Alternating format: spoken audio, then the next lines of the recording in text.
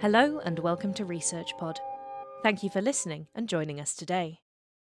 Today we're talking about the work of Dr. Nicholas Reynolds from Trinity University in San Antonio and his monograph on the writing of Austrian poet and writer Rainer Maria Rilke. We'll be looking at Rilke's childhood encounter with early sound recording and how that influenced his work, and how he understood the way we transform our senses in the creative process. This is an area that Reynolds has considered extensively in his chapter, Rilke's Primal Sound, an Impasse of the Senses, in the book Sense and Creative Labour in Rainer Maria Rilke's prose works. Reynolds uses the influence of Rilke's early experiences with sound to develop a theory of how artists tap into their subconscious in their creative processes. So what was this seminal childhood experience?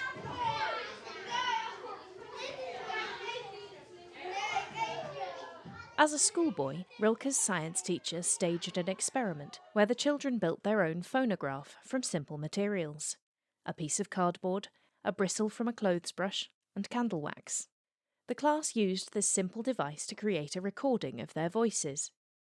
Of course, today, we are all used to hearing and seeing ourselves recorded every day, on our phones, webinars, and Zoom calls.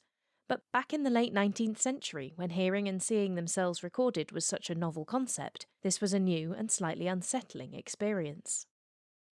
Rilke describes the moment he hears this recording of the children's voices played back in the classroom.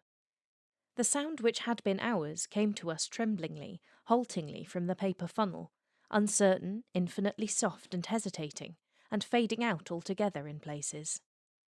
A tone that was but a moment ago our own. He speaks of how the class was silent, shocked, confronting a new interpretation of reality. Reynolds considers why this was such an influential experience for the young Rilke. The primal sound that he describes is an originating moment in the sense that it disrupts the young poet's idea of how the senses work and introduces him to the odd phenomenon of objects speaking, a disruption that stays with him through his later years and manifests itself in many different ways. Reynolds takes some time to consider Rilke's childhood experience of building the phonograph in his science classroom, at a time when the phonograph was at the centre of public attention. It is difficult to overestimate the impact that such a recording would have had on children, at a time when people were only just beginning to see and hear themselves as recorded by machines. Reynolds describes how this is one of the first examples, the other being photography, of an inanimate object interpreting a person. Before this, music or poetry or prose had to be read by a person who then interpreted and retold it in their own voice. Rilke can't articulate the essential experience exactly, but he can sense it in his classmates' reactions, which are the same each time the recording is played. The children never tire of the recording or lose their awe at its existence. Rilke carries this theme through into his poetry, where he talks about a child tasting fruit through the words in their mouth.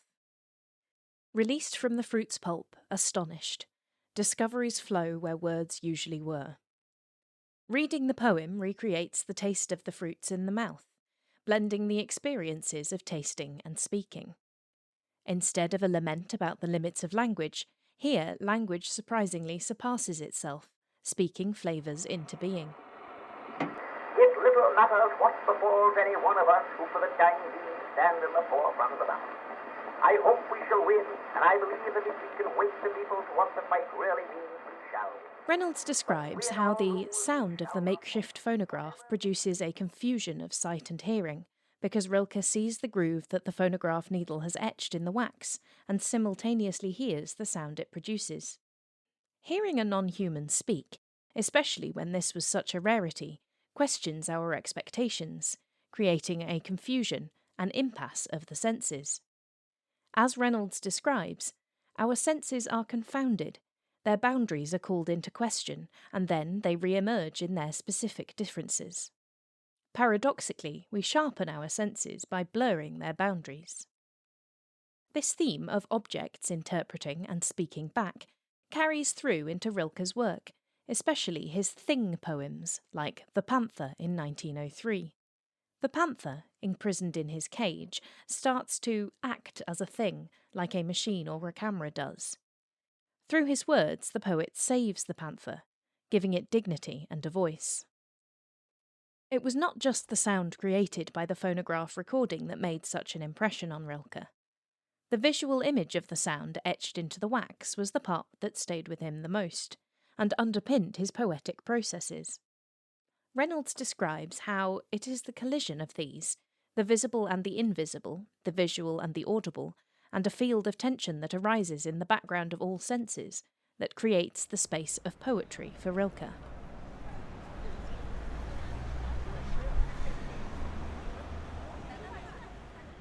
While studying in Paris, Rilke became fascinated with the human skull.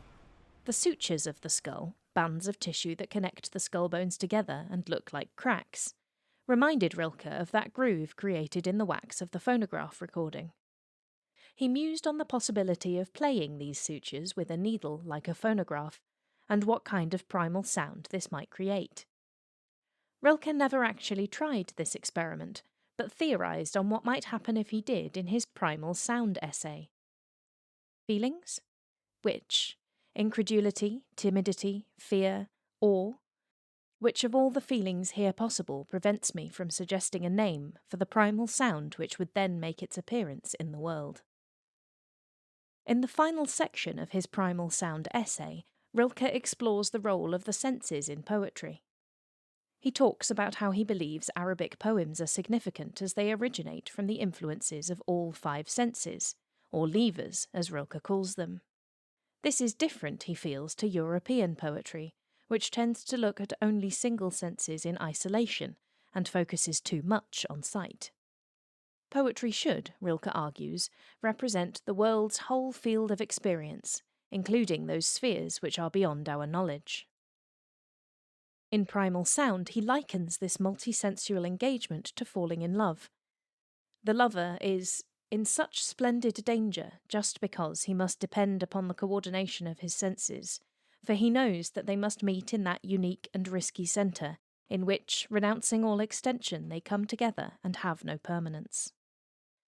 Reynolds theorises that Rilke believes we should be flexible in how we understand the different senses, allowing them to overlap, just as Rilke's memory of the phonograph recording and the etching in the wax are intrinsically bound together, and the lines between the two experiences are blurred.